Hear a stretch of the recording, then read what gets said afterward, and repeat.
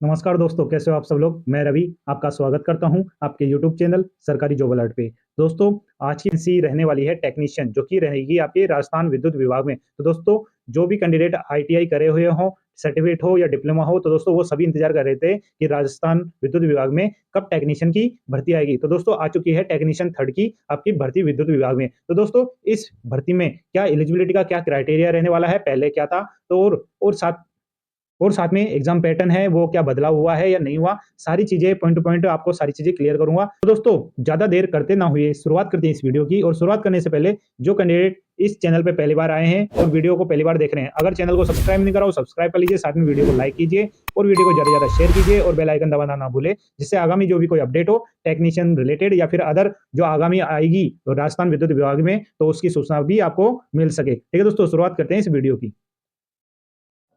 तो दोस्तों, यहाँ पे आप पीडीएफ है आपके सामने नोटिफिकेशन का टेक्नीशियन का। ठीक है दोस्तों, जो कि आपका सामने देख सकते हो, राजस्थान राज्य विद्युत उत्पादन निगम लिमिटेड। ठीक है, आपका यहाँ पे जो 20 फरवरी को यहाँ पे पूरा जो रिलीज कर दिया गया था नोटिफिकेशन। ठीक है, यहाँ पे आप देख सकते हो आपके टेक्नीशियन थर्ड है आईटीआई, ऑपरेटर थर्ड आईटीआई और प्लान अटेंडेंट आईटीआई। ठीक है दोस्तों, ये आपकी 3 तरह की कैटेगरी में बटी हुई है, टेक्नीशियन वाली और ऑपरेटर और प्लांट अटेंडेंट। तो दोस्तों, इसमें आप देख सकते हो ब्रैकेट में आईटीआई, यानी इसमें पर्टिकुलर आईटीआई वाले ही कैंडिडेट अप्लाई कर सकते हैं, ना कोई डिप्लोमा वाले ना कोई बीटेक वाले। तो दोस्तों, जो कोई कैंडिडेट बीटेक और डिप्लोमा वाले हैं वो इस भर्ती में अप्लाई करने की बिल्कुल ना सोचे, क्योंकि ऑप्शन भी नहीं आएंगे फिल होने के लिए जो आपके एलिजिबल हैं। ठीक है दोस्तों, इसलिए आपको इस जो जॉब है इससे तो दूर ही रहना है, क्योंकि जो बीटेक और डिप्लोमा वाले हैं उनकी वैकेंसी निकल चुकी है, जो कि जेएन की थी। ठीक है, जेएन की वैकेंसी उनके लिए निकली थी अलग से, वो उनको वहां पे अप्लाई करना था। ये पर्टिकुलर आईटीआई वालों के लिए है। ठीक है दोस्तों, फिर भी पूरी चीजें देखेंगे कि हो सकता है एलिजिबिलिटी में और क्या क्राइटेरिया चेंज करा किया है या नहीं किया। ठीक है दोस्तों, यहाँ पे आप देख सकते हो पूरी तीनों पोस्ट है, टेक्नीशियन थर्ड, ऑपरेटर थर्ड और प्लांट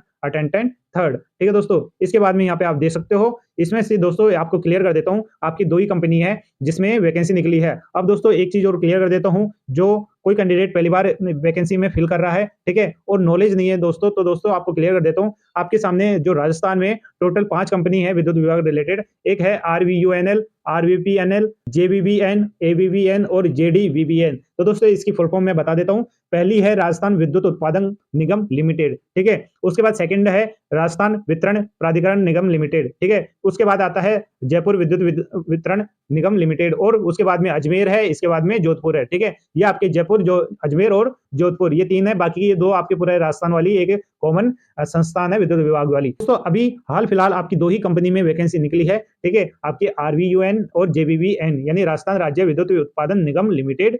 ठीक है, इसमें आपका जो फील्ड है वो किस चीज का रहेगा, जनरेशन ऑफ इलेक्ट्रिसिटी। और वहीं पे जयपुर विद्युत वितरण निगम लिमिटेड की बात करते हैं, तो यहाँ पे आपका पूरा डिस्ट्रीब्यूशन होता है इलेक्ट्रिसिटी का। तो दोस्तों, जो कोई कैंडिडेट आपकी जो पोस्ट है, ठीक है, ऑपरेटर वाली है, प्लांट अटेंडेंट है या फिर आपके टेक्नीशियन थर्ड है, तो दोस्तों जो आरवीयूएनएल है उसमें आपके ये पूरे सेक्टर है, पूरे ऑपरेशन, यहाँ पे आपकी जो पोस्टिंग है वो रहने वाली है। ठीक है दोस्तों, यहाँ पे आप पूरा देख सकते हो, पूरा एंटायर राजस्थान कहीं पे भी हो सकती है, या फिर आपका जो मेन पावर जनरेटिंग प्लांट्स है वहां पे आप कौन कौन सी जगह है, पर जो प्लांट आपके कोटा में है, सूरतगढ़ है, आपके छाबरा में है, छबरा कहाँ पे पड़ता है, बारा में, उसके बाद में झालावाड़ है, रामगढ़, रामगढ़ कौन सी जगह, जैसलमेर वाला, उसके बाद है बांसवाड़ा, धौलपुर और बाड़मेर। ये जगह है जहाँ पे आपके जो प्लांट है वो लगे हुए हैं और वहाँ पे आपकी पोस्टिंग होगी। ठीक है, इसके अलावा एक कोल माइनिंग साइट है अंबिकापुर, जो कि छत्तीसगढ़ है, वहाँ पे भी आपकी पोस्टिंग हो सकती है। तो दोस्तों, ये आपकी जो फील्ड है ये है, जब आप आरवीयूएनएल के अंतर्गत अप्लाई करोगे और इसके अंदर अगर जॉब लगती है तो इनमें से आप कहीं पे भी आप पोस्टेड हो सकते हो। ठीक है, जयपुर वाले की बात करते हैं दोस्तों, जयपुर वाले में अगर आप अप्लाई करते हो, पास होते हो, तो आपको कहाँ पे नौकरी करने को मिल सकती है, आपकी फील्ड रहेगी जयपुर, दौसा, अलवर,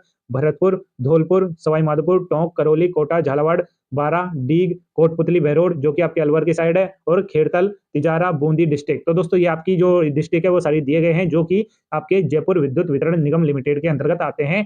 ठीक है, यहाँ पे आप अलग अलग पोस्टेड हो सकते हो टाइम टू टाइम। इसके बाद में दोस्तों आते हैं और नेक्स्ट क्या चीज है, तो दोस्तों यहाँ पे पूरी डिटेल वैकेंसी दी गई है कि जो आपकी वैकेंसी निकली है वो किस तरह से डिवाइडेड हो रखी है। ठीक है, यहाँ पे आप देख सकते हो, यहाँ पे बिल्कुल इन्होंने क्लियर करा है, आपको पहले ग्रुप में बांट दिया गया है। ठीक है, आपका कौन पहले रहेगा, आरवीयूएनएल यानी राजस्थान राज्य विद्युत उत्पादन निगम लिमिटेड। ठीक है, इनमें आपके 4 ग्रुप में बटी है ये वैकेंसी, 4 ग्रुप में आपको पूरी कैटेगरी डिवाइड हो जाती है, यूआर, ओबीसी, एमबीसी, ठीक है, एससी, एसटी और ईडब्ल्यूएस। उनमें भी आपके आपके मेल, फीमेल, विडो, डिवोर्स, इनमें भी कैटेगरी डिवाइड हो जाती है। तो दोस्तों, जनरली देखेंगे कि ग्रुप फर्स्ट में आपकी टोटल 60 पोस्ट है, ग्रुप सेकंड में 30, ग्रुप ग्रुप सेकंड से लेके आपके फोर्थ तक 30-30 वैकेंसी बटी हुई है, ठीक है दोस्तों। और ये 30-30 वैकेंसी आपकी कैटेगरी वाइज भी अलग से बटी हुई है। तो दोस्तों पर्टिकुलर कैंडिडेट जो जिस कैटेगरी से बिलोंग करता है वो अपनी वैकेंसी देख सकता है कि किस कैटेगरी में उसकी कितनी वैकेंसी दी गई है, ठीक है दोस्तों। उस हिसाब से आपको अप्लाई करना है एलिजिबिलिटी के अकॉर्डिंग, ठीक है दोस्तों। इसके आगे यहाँ पे हॉरिजॉन्टल रिजर्वेशन के अकॉर्डिंग बटी हुई है सीटें, जो भी आपके जो 4 ग्रुप है, 4 ग्रुप के अकॉर्डिंग चीजें बटी हुई है, ठीक है।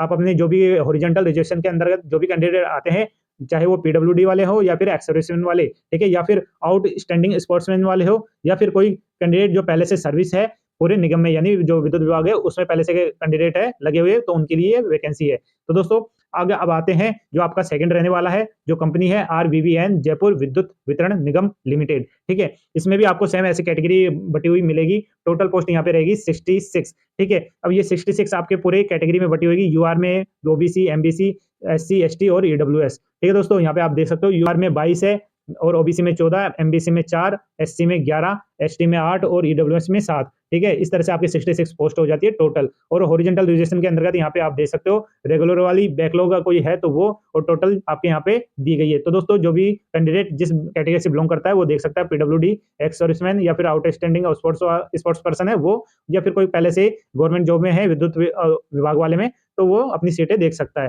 तो दोस्तों यहाँ पे पूरा नोट दिया गया है कि जो सीटें दी गई है वो या तो इंक्रीज भी करी जा सकती है, बढ़ाई जा सकती है, घटाई भी जा सकती है, ठीक है दोस्तों। सैलरी पे बात आते हैं दोस्तों। सैलरी में आपको एक चीज और क्लियर कर देता हूँ कि राजस्थान की कोई भी वैकेंसी हो, इसमें सबसे पहले 2 साल का आपका प्रोबेशन पीरियड चलता है, ठीक है। चाहे वो कोई सी भी वैकेंसी हो, ठीक है, इसमें आपका पहले प्रोबेशन पीरियड चलेगा, ठीक है। उस दौरान आपको पूरी जो सैलरी नहीं मिलेगी, आपकी फिक्स सैलरी मिलेगी। और फिक्स सैलरी कितनी रहेगी? 13,500, ठीक है। 13,500 आपकी पर मंथ सैलरी बनेगी, जो कि आपकी 2 साल तक इतनी ही रहेगी, ना कोई भत्ता आपको मिलने वाला है। और जैसे ही आपको 2 साल प्रोबेशन पीरियड कंप्लीट करते हो, तो उसके बाद में आपका जो कंप्लीट सैलरी आपकी जो पेमेंट है L4, उसके अकॉर्डिंग आपकी 19,200 पर मंथ मिलने लग जाएंगी। और साथ में इनके अलावा आपकी जो भी वेतन भत्ते अलाउंसेज है वो आपके ऐड होते जाएंगे। तो अप्रोक्सीमेटली जो आपकी सैलरी है वो हो जाती है 30-35 के अप्रोक्सीमेट, जो कि आपकी सिटी टू सिटी डिपेंड करती है, ठीक है। अब आते हैं मेन मुद्दे पे कि जो आईटीआई वाली पोस्ट है, ठीक है, 3 कैटेगरी बटी हुई थी आपकी, technician third, plant attendant third और ऑपरेटर थर्ड, ठीक है दोस्तों। अब इसमें जो एलिजिबिलिटी का क्राइटेरिया है वो किस तरह से दिया है उसको देख सकते हैं। तो दोस्तों जो एलिजिबिलिटी का क्राइटेरिया है, आपकी जो सेकेंडरी आपकी क्लास है, ठीक है, सेकेंडरी क्लास है वो या तो आरबीएससी या सीबीएसई या फिर अदर कोई बोर्ड है उससे होनी चाहिए सेकेंडरी, ठीक है। यहाँ पे आप देख सकते हो सेकेंडरी, ठीक है। और आपकी जो आईटीआई है, ठीक है, या तो एनसीवीटी, एससीवीटी, ठीक है, और या फिर एनएससी इसके इक्विवेलेंट हो, ठीक है, या फिर इन्हीं ट्रेड से रिलेटेड हो, ठीक है दोस्तों। अब पूरा क्लेरिफिकेशन कर देते हैं कि किस ट्रेड में किस क्या क्वालिफिकेशन मांगी गई है। सबसे बात करते हैं आरबीयू एनएल में, ठीक है। इसमें पूरा 3 कैटेगरी आपको यहाँ पे देखने को मिलेगी, और जो कि आपके ग्रुप बटे हुए हैं 4, तो 4 किस तरह से बटे हुए हैं? आपके ग्रुप 4 में मिलेंगे इलेक्ट्रीशियन, पावर इलेक्ट्रीशियन और वायरमैन, ठीक है। ग्रुप फर्स्ट में सिर्फ यही कैंडिडेट जिसके पास में आईटीआई करी हुई है इन 3 ब्रांच से वो अप्लाई कर सकता है ग्रुप फर्स्ट में, ठीक है। ग्रुप सेकंड में मिलेंगे आपको इलेक्ट्रॉनिक्स मैकेनिक, कंप्यूटर ऑपरेटर और प्रोग्रामिंग असिस्टेंट, जो कि कोपा बोलते हैं आईटीआई में, ठीक है।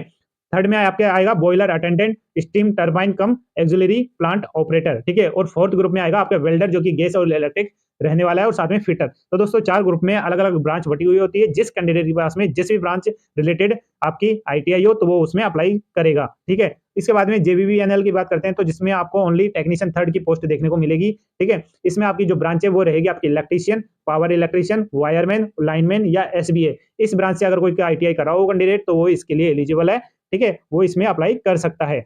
अब एक चीज और मुद्दे की बात, जो कैंडिडेट जिसके पास में आईटीआई एनसीवीटी एससीवीटी से की हुई हो और उसके पास ब्रांच कौन कौन सी हो, इलेक्ट्रीशियन हो, पावर इलेक्ट्रीशियन हो या वायरमैन, ये 3 ब्रांच जिस कैंडिडेट ने करी हुई है अपने अपने स्तर पे, तो दोस्तों वो आपकी आरवीओएनएल और जेबीवीएनएल दोनों में अप्लाई कर सकता है, ठीक है, दोनों में अप्लाई कर सकता है। यहाँ पे आप देख सकते हो can apply for vacancy RVNL as well as आपके जेबीएनएल बोथ, ठीक है दोस्तों। तो यहाँ पे आपको आपकी प्रेफरेंसी आपको देनी पड़ेगी। और दोस्तों जिस कैंडिडेट के पास भी जो भी एलिजिबिलिटी है तो उसके रिलेटेड आपकी जो भी मार्कशीट है, सर्टिफिकेट है, वो चीजें आपकी पूरी फुल होनी चाहिए, ठीक है। अगर इन केस ऑफ आपके डॉक्यूमेंट अगर अपलोड होते हैं एप्लीकेशन फॉर्म फिल करते टाइम, तो दोस्तों वो आपको अपलोड करनी होगी। तो आपके जो एलिजिबिलिटी का क्राइटेरिया है वो उसी के अकॉर्डिंग आपको पूरा करना होगा, वही चीज आपको वहाँ पे फिल करनी होगी, नहीं तो आपको डॉक्यूमेंट वेरिफिकेशन के टाइम पे आपको प्रॉब्लम हो सकती है, ठीक है दोस्तों। अब चलते हैं आगे और क्या चीजें दी गई है दोस्तों। एज की क्राइटेरिया की बात करते हैं दोस्तों। मिनिमम आपको पता है मिनिमम 18 साल की एज होती है अप्लाई करने की, और 28 साल यहाँ पे दी गई है, ठीक। पर आरवीयूएनएल और जेबीवीएनएल की बात करते हैं दोस्तों, इसमें जो अपर लिमिट है आपकी, वो आरवीयूएनएल में मिलेगी आपको 31 साल की, ठीक है, और वहीं पे जेबीवीएनएल में मिलेगी आपकी 30 साल की। तो दोस्तों ये आपकी अपर लिमिट है, ठीक है। अपर लिमिट के बाद में जो एज कैटेगरी के अकॉर्डिंग रिलैक्सेशन मिलता है कैटेगरी के अकॉर्डिंग, वो आपको यहाँ पे देखने को मिलेगा। यहाँ पे आप देख सकते हो 5 ईयर का आपको रिलैक्सेशन मिलेगा। अब कैटेगरी कौन सी है? एससी है, एसटी, ओबीसी, ठीक है, बैकवर्ड क्लास है, एमबीसी है और ईडब्ल्यूएस है। इसके बाद में 5 ईयर का और किसको मिलेगा? 5 ईयर का मिलेगा आपको वुमेन कैंडिडेट जो कि बिलोंग करती है जनरल कैटेगरी के अंतर्गत और एप्लीकेबल कौन कहाँ होगी? आरयूएनएल में। ठीक है दोस्तों, यहाँ पे क्लियर दिया गया है अगर कैंडिडेट वुमेन है और जनरल कैटेगरी में है और तो उन्हें 5 साल का रिलैक्सेशन मिलेगा और वो किस में मिलेगा? अगर वो अप्लाई कर रहे हैं आरवीओएनएल में, ठीक है। और अगर कोई कैंडिडेट वुमेन है और कैटेगरी उसकी रहने वाली है एससी, एसटी और बीसी यानी बैकवर्ड क्लास और एमबीसी या ईडब्ल्यूएस, तो उन्हें 10 साल की छूट दी जाएगी और वो अप्लाई कर सकते हैं सिर्फ आरवीओएनएल में। ठीक है दोस्तों, इस तरह से आपकी जो रिलैक्सेशन है कैटेगरी वाइज में वो बटी होती है। यहाँ पे और कैटेगरी बटी हुई है। तो दोस्तों जो भी कैंडिडेट जिस भी कैटेगरी से बिलोंग करता है वो यहाँ पे अपनी कैटेगरी देख सकता है, उन्हें कितनी से ईयर की रिलैक्सेशन यहाँ पे आपको देखने को मिलेगी। ठीक है दोस्तों, इसके बाद में और आते हैं और क्या चीजें हैं आपको जानने के लिए, जो चीजें आपको फॉर्म फिल करते टाइम पे जरूरी है ध्यान रखने के लिए। तो दोस्तों जैसा कि आपको बताया गया था ऊपर कि आपकी जो आपके आउटस्टैंडिंग और जो स्पोर्ट्स पर्सन है उनके लिए भी सीटें हैं और साथ में आपकी जो डिपार्टमेंट कैंडिडेट है, विद्युत विभाग वाले कैंडिडेट है जो पहले से सर्विस है, तो उनके लिए भी आपकी सीटें हैं अलग से। तो दोस्तों स्पोर्ट्स पर्सन यहाँ पे देख सकते हो, उनके लिए पूरा जो एलिजिबिलिटी का है यहाँ पे क्राइटेरिया वो किस तरह से दिया गया है वो यहाँ पे आप देख सकते हो। ठीक है दोस्तों, यहाँ पे पूरी चीजें दी गई है कि क्या क्या चीजें आपकी होनी चाहिए। इनमें से आपको अगर कोई चीज है आपके पास में तो आप उस कैटेगरी के अंदर अप्लाई कर सकते हो। ठीक है दोस्तों, मेन मेन चीज़ आते हैं कि अब आपका जो एप्लीकेशन फॉर्म है, उसका क्या प्रोसीजर रहने वाला है। तो दोस्तों स्टार्टिंग में मैंने बताया था और यहाँ वापस बता रहा हूँ कि आपके जो फॉर्म है वो चलेंगे 21 फरवरी से अप्लाई होना स्टार्ट हो जाएँगे और 20 मार्च तक आपके फॉर्म चलेंगे। ठीक है दोस्तों, वापस क्लियर कर रहा हूँ, 21 फरवरी 2025 से आपके फॉर्म स्टार्ट हो जाएँगे और साथ में लास्ट डेट रहेगी आपकी 20 मार्च 2025। ठीक है? आप यहाँ पे पूरे लिंक देख सकते हो, इस लिंक पे किसी भी जगह आप क्लिक करोगे, आप अपना जो ऑफिशियल वेबसाइट है वहाँ पे पहुँच जाओगे फॉर्म फिल करने के लिए। ठीक है दोस्तों, इसके बाद में यहाँ पे आप देख सकते हो क्या-क्या चीज़ें और ज़रूरी है फॉर्म फिल करते टाइम पे। और जो कोई कैंडिडेट अगर एक से ज़्यादा अप्लाई करता है, ठीक है? अगर वो किस कैटेगरी के अकॉर्डिंग अगर वो एलिजिबल है तो वो ठीक है, नहीं तो अगर वन मोर अगर आप एक से ज़्यादा कंपनी में अप्लाई करते हो, अगर हो सकता है आपके पास में डिग्री हो, तो दोस्तों जो लेटेस्ट वैलिड एप्लीकेशन होगा लास्ट वाला, करंट वाला वही आपका मान्य किया जाएगा। ठीक है दोस्तों? इसके बाद में आपको आप अप्लाई करते वक़्त आपकी जो फ़ोटो है, सही सिग्नेचर है वो होंगे यहाँ पे अपलोड। सिग्नेचर यहाँ पे ब्लैक कलर में होने चाहिए क्योंकि जनरली ब्लू से आपके सिग्नेचर होते हैं, पर दोस्तों इसमें ब्लैक इंक से आपके सिग्नेचर होने चाहिए, वही अपलोड होंगे। ठीक है दोस्तों? इसके बाद में आपका यहाँ पे एक थंब इम्प्रेशन वाला भी आपका स्कैन अपलोड होगा, ठीक है? ये चाहे वो ब्लैक से हो या ब्लू से हो, इंक चाहे कोई सी भी हो, इसमें दोनों चल जाएगा। साथ में यहाँ पे आपको एक हैंड रिटन एक आपको लिखना होगा, वो चीज़ें आपको नीचे पता चल जाएगी, क्या चीज़ें लिखना है और उसको अपलोड करना है। ठीक है दोस्तों? अब आते हैं आगे दोस्तों, जैसा कि मैंने यहाँ बताया कि आपका जो हैंड रिटन डिक्लेरेशन है वो भी अपलोड होगा। वो चीज़ यहाँ पे ये चीज़ें है दी गई है। यहाँ पे आपको जो ब्लैंक स्पेस दिया गया है, यहाँ पे आपको अपना नाम लिखना है, ठीक है? नाम लिख के ये पूरा आपको पूरा अलग से करना है, स्कैन करना है और उसको अपलोड कर देना है जब वहाँ माँगे तब। ठीक है दोस्तों? इसके बाद में जो भी अपना ज़रूरी डॉक्यूमेंट है, वो सारी चीज़ें आपको रखनी है और उसी के आधार पे आपको सारी चीज़ें फिल करनी है। ठीक है दोस्तों? नहीं तो डॉक्यूमेंट वेरिफिकेशन के टाइम पे आपको प्रॉब्लम हो सकती है। ठीक है? इसके बाद में दोस्तों सारी चीज़ें आप जब फिल कर दोगे, तो फीस की बात करते हैं दोस्तों। फीस में आपकी कैटेगरी वाइज़ बात करते हैं, यूआर यानी जनरल कैटेगरी की बात करते हैं, तो इसमें आपको 1000 की फीस लगने वाली है इंक्लूडिंग जीएसटी। ठीक है? इसमें इंक्लूडिंग जीएसटी जुड़ा हुआ है, यानी 1000 की फीस आपको करनी होगी। वहीं पे कैटेगरी बात करते हैं SC, ST, backward class, MBC, EWS और पीडब्ल्यूडी और शहरी कैंडिडेट, इनके लिए लगने वाली है फीस आपकी 500 इंक्लूडिंग जीएसटी। ठीक है दोस्तों, इस तरह से ये कैटेगरी है आपकी। जब आप अपना एप्लीकेशन फॉर्म फिल करोगे तो उस टाइम आपको जो एग्जाम सिटी है वो सेलेक्ट करनी होगी। वहाँ में आपको एग्जाम सिटी सेलेक्ट करने के लिए बोलेंगे, तो 6 सिटी है आपको सेलेक्ट करनी होगी। ठीक है? 6 सेंटर है जिसमें आपको सेलेक्ट करना होगा, वहीं पे आपका एग्जाम किसी में एक में आपका एग्जाम सेंटर आएगा। ठीक है दोस्तों? इसके बाद दोस्तों यहाँ पे देख सकते हो पूरी गाइडलाइन दी गई है, स्कैनिंग और अपलोडिंग। अभी फोटोग्राफ है, सिग्नेचर है, थंब इम्प्रेशन है और हैंड रिटन डिक्लेरेशन है, उसके पूरा आपको क्राइटेरिया दिया गया है कि किस तरह से आपकी साइज होनी चाहिए और कितनी आपकी जो केबी है उसमें इसकी फाइल होनी चाहिए। ठीक है? हर एक का जो मेजरमेंट है वो अलग-अलग है। ठीक है दोस्तों? अब जो कैंडिडेट अगर फोटो, सिग्नेचर और थंब इम्प्रेशन और साथ में हैंड रिटन डिक्लेरेशन में अपलोड करने में, स्कैन करने में प्रॉब्लम आती है, तो वो दोस्तों कमेंट कर सकते हैं। मैं उसके लिए पूरा प्रोसीजर बता दूँगा कि किस तरह से आपको जो फाइल है अपने साइज के अकॉर्डिंग सेट करनी है और अपलोड करनी है। ठीक है दोस्तों, इसके लिए आपको ज़्यादा से ज़्यादा कमेंट करना होगा, वीडियो को लाइक करना होगा, ज़्यादा से ज़्यादा वीडियो को शेयर करना होगा। ठीक है दोस्तों, आपको जो भी डॉक्यूमेंट है आपके जो एलिजिबिलिटी वाले हैं, वो सारे स्कैन करके रखने हैं। ठीक है? और अगर उसमें अपलोड माँगे, मार्कशीट है, चाहे वो आईटीआई हो, 10th मार्कशीट हो, अगर वो अपलोड करने के लिए बोले तो वहाँ पे अपलोड आपको करना है। ठीक है दोस्तों? इसके बाद में यहाँ पे पूरा देख सकते हो जैसा कि मैंने बोला अपलोडिंग डॉक्यूमेंट्स। इसके बाद में दोस्तों जभी भी आपका एग्ज़ाम सेंटर आएगा, एग्ज़ाम कंडक्ट होगी, तो वो डेट पहले पता चल जाएगी। उसकी सूचना मैं आप तक बता दूँगा, तो उसके लिए आपको हमारे चैनल को सब्सक्राइब करना होगा। कॉल लेटर जभी भी आएगा आपके या तो ईमेल या फ़ोन नंबर, आप जब भी अपना एप्लीकेशन फॉर्म भरो, तो उस टाइम पे एक ईमेल और आपकी जो फ़ोन नंबर है, वो सही रखना है आपको, जिससे आपको टाइम सूचना मिल सके और अदर से सूचना मैं वैसे भी अपलोड कर दूँगा, जब भी आपका कोई सिटी इंटीमेशन की बात आएगी या फिर कोलेटरल रिलेटेड कोई बात आएगी, तो मैं उसकी सूचना भी आपको बता दूँगा। ठीक है दोस्तों? इसके बाद में दोस्तों यहाँ पे देख सकते हो सिलेक्शन प्रोसीजर, जो आपकी मेरिट बनेगी, वो किस तरह से बनेगी। तो दोस्तों यहाँ पे आप देख सकते हो कि आपका जो एग्ज़ाम पैटर्न है, स्कीम है, वो किस तरह से रहने वाली है। इसमें दोस्तों आपका 2 स्टेज रहेगा, प्री एग्ज़ाम और आपकी मेन एग्ज़ाम, ठीक है? आपकी प्री और मेन 2 टायर लगेंगे, टायर 1, टायर 2, ठीक है? यहाँ पे आप देख सकते हो 4 ग्रुप में बँटे हुए थे, ठीक है? 4 ग्रुप में आपके ग्रुप फर्स्ट टेक्नीशियन जो कि आपके कौन-सी जेवीवीएनएल में रहने वाले हैं, इनका कॉमन लगेगा पेपर, ठीक है? और जो बाकी के 3 कैटेगरी बटी हुई है ग्रुप में, उनका अलग-अलग पेपर लगेगा, ठीक है? क्लेरिफिकेशन हो गया, ग्रुप फर्स्ट और साथ में टेक्नीशियन थर्ड जो कि जेवीवीएनएल वाले रहते हैं, इनका कॉमन पेपर लगेगा, बाकी तीनों का अलग-अलग पेपर लगेगा जो कि आरयूएनएल के अंतर्गत रहने वाले हैं। ठीक है दोस्तों? और जो कैंडिडेट प्री क्वालीफाई कर लेता है, ठीक है? प्री क्वालीफाई कर लेता है, तो दोस्तों और वो टायर सेकंड यानी मेन एग्ज़ाम के लिए अपीयर हो जाता है, तो दोस्तों उसको आगे मेन एग्ज़ाम के लिए भेज दिया जाता है। ठीक है दोस्तों? और साथ में जो प्री एग्ज़ाम है उसके जो मार्क्स है, वो कोई वेटेज नहीं रखते लास्ट के मेरिट के लिए। ठीक है दोस्तों? आपको ओनली शॉर्टलिस्ट किया जाएगा मेंस एग्ज़ाम के लिए। दोस्तों उसके लिए भी एक कट ऑफ निकलेगी, उस कट ऑफ को आपको पार करना होगा, वही कैंडिडेट उस मेन एग्ज़ाम को देने के लिए क्वालीफाई होंगे, अपीयर होंगे। जो पैटर्न है आपका वो किस तरह से रहने वाला है एग्ज़ाम का, तो दोस्तों यहाँ पे आप देख सकते हो, जो आपका प्री एग्ज़ाम लगेगा, ठीक है? उसमें आपके 2 एक कैटेगरी बटी हुई है, जनरल अवेयरनेस और टेक्निकल, ठीक है? जनरल अवेयरनेस की बात करते हैं दोस्तों, इसमें पहले आपके 10 क्वेश्चन आएँगे, 10 क्वेश्चन आपके मैथ और साइंस से आएँगे। एलिमेंट्री मैथ और जनरल साइंस से बनेंगे 10 क्वेश्चन, 1 क्वेश्चन 1 मार्क्स का रहने वाला है, तो 10 मार्क्स के।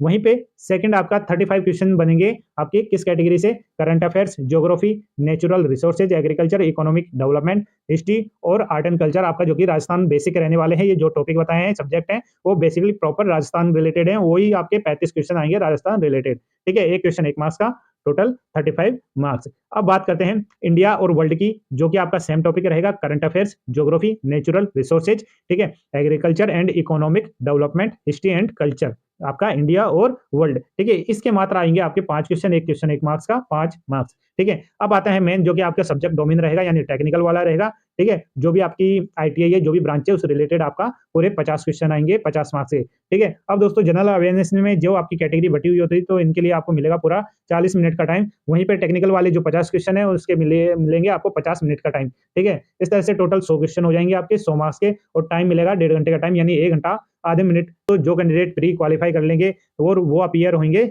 आपके टायर सेकंड यानी मेन एग्जाम के। तो दोस्तों जितनी भी पोस्ट है आपकी, नंबर ऑफ पोस्ट है, उसके 10 टाइम्स यानी अप्रॉक्सिमेट 10 टाइम आपके गुना 10 गुना कैंडिडेट आपके अपीयर होंगे मेन एग्जाम के लिए। चाहे वो ग्रुप फर्स्ट हो, ग्रुप सेकंड हो, ग्रुप थर्ड हो या ग्रुप 4 हो। हर ग्रुप के अकॉर्डिंग ईच ग्रुप के जितनी भी पोस्ट है उसके 10 गुना कैंडिडेट को मेंस के लिए अपीयर किया जाएगा। ठीक है दोस्तों, क्लियरिफिकेशन हो गया है, मैंने पूरा क्लियर कर दिया गया है कि किस तरह से प्री के बाद में मेंस में कितने स्टूडेंट जाएँगे और कितने नहीं जाएँगे। ठीक है दोस्तों, इसके बाद में दोस्तों आपका मेन एग्जाम लग जाएगा, मेन एग्जाम के बाद में आपका डीवी होगा, डीवी के बाद में आपकी फाइनल मेरिट लिस्ट निकलेगी और साथ में आपकी जो जहाँ पोस्टिंग होगी वहाँ पे आपकी डेट आ जाएगी। तो दोस्तों यहाँ पे आपका मेन एग्जाम जो लगेगा उसका पूरा पैटर्न दे दिया गया है, उसमें किस तरह का पैटर्न रहेगा। तो दोस्तों आप देख सकते हो लगभग वही आपके सब्जेक्ट दिए गए हैं, ठीक है? बस नंबर ऑफ क्वेश्चन आपके चेंज हुए हैं, ठीक है? आपके यहाँ पे पूरे जो नंबर ऑफ क्वेश्चन थे साइंस और मैथ के वो डिवाइड हो गए हैं, 5-5 क्वेश्चन आएँगे, ठीक है? वहीं राजस्थान के जितने टॉपिक थे उसके 30 क्वेश्चन आ रहे हैं, ठीक है? वहीं पे इंडिया और वर्ल्ड की जो टॉपिक था उनके 10 क्वेश्चन आएँगे, ठीक है? यहाँ क्वेश्चन नंबर ऑफ क्वेश्चन जो क्वांटिटी है वो बढ़ा दी गई है और जो टेक्निकल वाले डोमेन सब्जेक्ट रहेगी उसके भी क्वेश्चन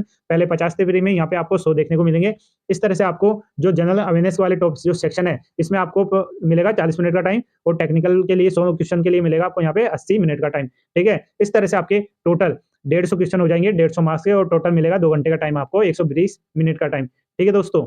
और दोस्तों एक चीज़ और क्लेरिफिकेशन करना चाहता हूँ, जो भी कैंडिडेट राजस्थान से बिलॉन्ग करता है या बाहर स्टेट से जो भी जिस अगर अप्लाई करता है, तो दोस्तों एक चीज़ और क्लियर कर देता हूँ कि डेढ़ 2 साल से जो भी राजस्थान की जो वैकेंसी होती है उसमें जो एग्ज़ाम कंडक्ट हो रहे हैं, चाहे वो ऑनलाइन हो, ऑफलाइन हो। तो दोस्तों आपने जनरली 4 जो भी क्वेश्चन होता है उसमें 4 ऑप्शन देखते हैं, पर दोस्तों डेढ़ 2 साल से हर एक क्वेश्चन में 5 ऑप्शन आपको 5 ऑप्शन एक्स्ट्रा मिलेगा, ठीक है दोस्तों? 4 ऑप्शन की जगह आपको वहाँ पे 5 ऑप्शन देखने को मिलेंगे, यानी एबीसीडी तो थे, एबीसीडी, ई का ऑप्शन मिलेगा। तो दोस्तों करना क्या होगा आपको, आपको अगर वो क्वेश्चन नहीं आ रहा, ठीक है? क्वेश्चन नहीं आ रहा तो आपको 5वां जो ऑप्शन है आपको उसको फिल करना है। यानी आपको अगर ओएमआर में मिल रही है तो ओएमआर आपको बिल्कुल खाली नहीं छोड़नी है। जितने क्वेश्चन आए वो तो करने हैं, जो रिमेनिंग रह जाते हैं, जो नहीं आते तो उनमें 5वां जो ऑप्शन है उसको फिल करना ही है। ठीक है दोस्तों? उसके लिए दोस्तों होता क्या है, अगर आप फिल नहीं करते हो तो दोस्तों जो नंबर ऑफ क्वेश्चन है आपके पेपर में ठीक है। मान लो आपकी जैसे प्री में 100 है तो 100 में 100 का 10% यानी 10 क्वेश्चन तक अगर आपने छोड़ दिए बिना फिल करे हुए तो आपके वहाँ 1/3 नेगेटिव मार्किंग से आपके कम हो जाएंगे। और 10% से ज्यादा अगर क्वेश्चन अगर आपने होल छोड़ा बिना फिल करे हुए तो दोस्तों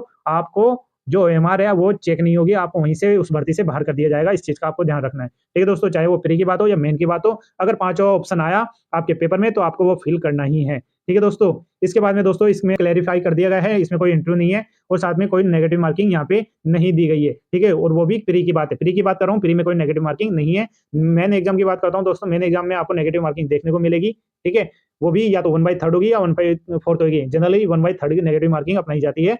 ठीक है दोस्तों, और जो एक मिनिमम में सिक्योर मार्क्स है उसका भी क्राइटेरिया यहाँ पे दिया गया है। यूआर कैंडिडेट को 30% मार्क्स लाने होते हैं एक मिनिमम क्वालिफाई मार्क्स के लिए। वहीं पे SC ST, backward class, MBC, EWS, ex serviceman, PWD या पीएच कैंडिडेट है तो उनको 25% मार्क्स लाने होते हैं मिनिमम एक सिक्योर मार्क्स लाने के लिए। उसके आगे जो भी एक कट ऑफ जाती है एवरेज, वो तो पार करनी ही होती है आगे प्रोसेस करने के लिए।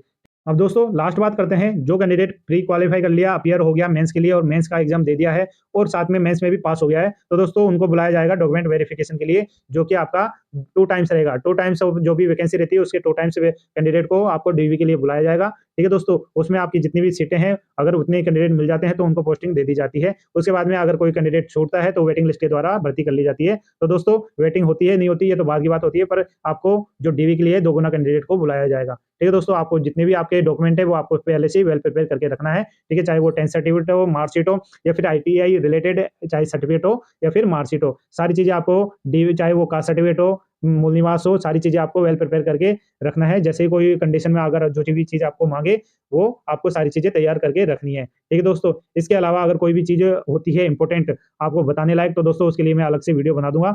जो चीजें इसमें दी गई थी वो सारी चीजें मैंने क्लैरिफाई कर दी है। ठीक है दोस्तों, इसके आगे वापस मैं एक डेट बता देता हूँ। आपका जो फॉर्म है वो स्टार्ट होगा 21 फरवरी 2025 से, लास्ट डेट रहेगी 20 मार्च 2025। ठीक है दोस्तों, अगर फिर भी कोई हेल्प लेना चाहते हो, कोई चीजें आपकी गड़बड़ हो गई फॉर्म फिल करते वक्त या फिर कोई अदर चीजें आपको इंक्वायरी करनी है तो यहाँ पे हेल्पलाइन नंबर दिए गए हैं, यहाँ पे आप चेक कर सकते हो। टाइमिंग यहाँ पे दिया गया हो, क्योंकि वर्किंग डेज होता है तो 10 से लेकर शाम 5 बजे से पहले पहले आपको बीच में कॉल कर लेना है। अगर आपकी बात तो हो जाती है तो आपका जो भी मिस्टेक है, इंक्वायरी है, कोई चीज है वो आप सॉर्ट आउट कर सकते हो। ठीक है दोस्तों, इसके बाद में यहाँ पे और देख सकते हो जो आपका एग्जाम सेंटर है वो यहाँ पे दिए गए हैं। पूरे राजस्थान में यहाँ पे जितने भी सेंटर बने हैं उनकी लिस्ट यहाँ पे दी गई है। ठीक है दोस्तों, इसके बाद में दोस्तों सारी जो नोटिफिकेशन में जितना इंपॉर्टेंट डाटा था आपको बताने लायक सारी चीजें मैंने आपको क्लियर कर दी है। तो दोस्तों जो कैंडिडेट एलिजिबल हो इस पोस्ट के लिए वही अप्लाई करे। ठीक है, क्योंकि जो डॉक्यूमेंट अपलोड करने होंगे तो वही करेगा जिसके पास एलिजिबिलिटी है। ठीक है दोस्तों, अब दोस्तों इस वीडियो में यही समाप्त करता हूँ। मिलता हूँ एक नई अपडेट नई नोटिफिकेशन के साथ में। और जो कैंडिडेट हमारे वीडियो को देख रहे हैं अब तक लास्ट में, और अगर वीडियो को लाइक नहीं करो लाइक कर दीजिए और साथ में वीडियो को ज्यादा से ज्यादा शेयर कीजिए, चैनल को सब्सक्राइब कीजिए